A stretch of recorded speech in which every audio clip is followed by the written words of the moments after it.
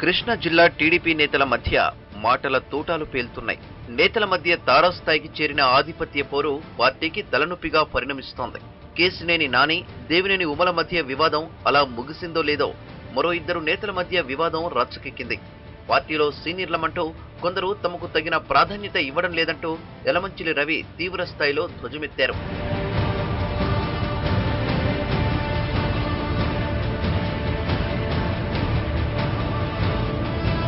విజయవాడ తూర్పు ఎమ్మెల్యే గద్దె రామ్మోహన్ రావు, కొత్తగా పార్టీలో చేరిన మాజీ ఎమ్మెల్యే యలమంచిలి రవిల మధ్య వివాదం ఇటీవలే ఫ్లెక్సీల రూపంలో బయటపడింది.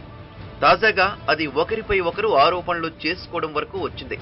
గద్దె అనుచరులు రైతు బజార్లో షాపులను అమ్ముకుంటున్నారని యలమంచిలి సంచలన ఆరోపణలు చేశారు. తన అనుచరులను రైతు బజార్ నుంచి బయటకు గెంటేశారని ఆరోపించారు. ఎమ్మెల్యే అయిన దగ్గర నుంచి గద్దె రామ్మోహన్ రైతు బజారులో ఆధిపత్యం మాకు కావాలి అనే ఒక ఆలోచనతో, వాళ్ళు తప్పుడు ఆలోచనతో చేసే పనులు వీళ్ళు ఒక లెజిస్లేటర్ లాగా వ్యవహరించట్లా. బ్యానర్లు కడతాము, రైతు బజార్లలో ఇవన్నీ వసూలు చేయడం, ఇవన్నీ అది హీనమైన చర్య. అది బాధగా కూడా ఉంది. స్థాయి దిగజారి ఇట్లాంటి వ్యవహారాలు చేయటం. అయితే గద్దె వర్గానికి చెందిన టీడీపీ కార్పొరేటర్లు దీన్ని ఖండించారు.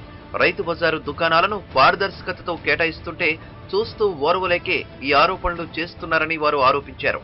పార్టీ మారాలనే ఆలోచనతోనే ఇలాంటి తప్పుడు ఆరోపణలు చేస్తున్నారని వారు ధ్వజమెత్తారు. రైతు బజారు విషయంలో మరి మాజీ శాసనసభ్యులు, మరి ఇటు ప్రస్తుత శాసనసభ్యులు గద్దె రామ్మోహన్ గారిని మీద అవినీతి ఆరోపారు. అలాంటి అవినీతి ఆరోపణలు చేసే ముందు మనమేంట, మన ఆయామంలో చేసినవేంట అనేది ఒక్కసారి పునర్వించుకోవాలి. మరి ఇలాంటి తన లబ్ధి కోసం ఇలాంటి ఆరోపణలు చేసినా కూడా అది ఏదో ఆకాశం వెంక చూసి మూసినట్టు అయింది. కనుక ఇలాంటి ఆరోపణలు చేసే ముందు కూడా ఆలోచించుకోవాలి. ఒకవైపు చంద్రబాబు రాజధాని నిర్మాణం, రాష్ట్ర పునర్నిర్మాణంపై తలమునకలయ్యే పనిలో మునిగుండగా కృష్ణా జిల్లాలో నేతల మధ్య ఆధిపత్య పోరు ఆయనకు తలనొప్పిగా మారింది.